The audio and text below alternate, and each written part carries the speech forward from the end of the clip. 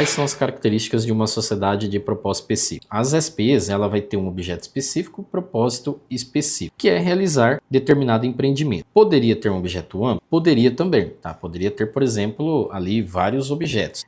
Até 2017, a junta comercial, ela colocava muito impeditivo em relação à constituição de sociedade de propósito específico. Então, quando você mandava um contrato para registro na junta, e esse contrato ele era de uma sociedade de propósito específico, a junta comercial ela exigia muita coisa. Nós tínhamos uma instrução normativa do DREI que trazia então ali um regramento pela junta comercial. Então, por exemplo, a partícula no nome, o objeto ele não poderia ser amplo, não tinha assim muita flexibilidade em relação à sociedade de propósito específico. Ela não poderia ser, por exemplo, convertida depois numa limitada, ou seja, tirado, né, esse objeto social específico. Então a junta comercial ela regrava muito a sociedade de propósito específico. Depois veio uma outra instrução normativa do DREI e isso acabou. Hoje, né, você consegue sim colocar o objeto social da SPE mais amplo, inclusive depois de ali finalizado o objeto específico, você pode até transformar essa sociedade de propósito específico numa sociedade limitada. Você pode tirar então o propósito específico dela, você pode tirar o prazo determinado, então você consegue fazer várias mudanças, tá?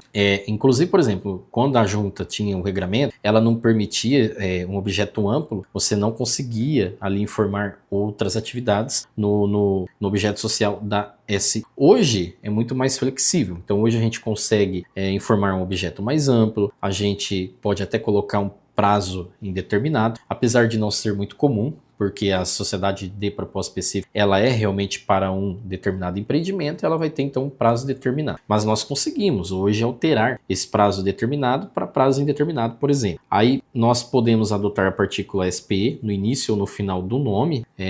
Quando a junta regrava mais a SPE, ela obrigava que colocasse a partícula, seja no início do nome ou seja no final do nome, tá? Hoje, se a gente for constituir uma sociedade de propósito específico, nós nem precisamos colocar mais essa partícula. Você pode fazer ali o objeto específico, colocar o prazo determinado e não colocar a partícula SPE no nome empresarial, tá bom? Então tinha essa possibilidade. Então, por exemplo, tem até um exemplo aqui de um nome empresarial de uma SPE. Então, olha só, a partícula ficava no início do nome, né? SPE, Residencial Plenitar Parque Lingá, aqui um exemplo, ou no final do nome, Loteamento Jardim Paris SPE Limitada, antes da expressão limitada, tá? Então era assim que a gente fazia a constituição da SPE colocando a partícula. Hoje nós podemos constituir a SPE, então coloca lá o objeto específico, o propósito específico, prazo determinado, e não colocar a partícula no nome empresarial. Mas se você quiser colocar, não tem problema nenhum. Então essas características, gente, de sociedade de propósito específico, elas que dão então o regramento, né, aí das SPEs, tá? E como eu falei, ela é uma sociedade bem simples de ser trabalhada, por mais que ela tenha essas características, elas não têm assim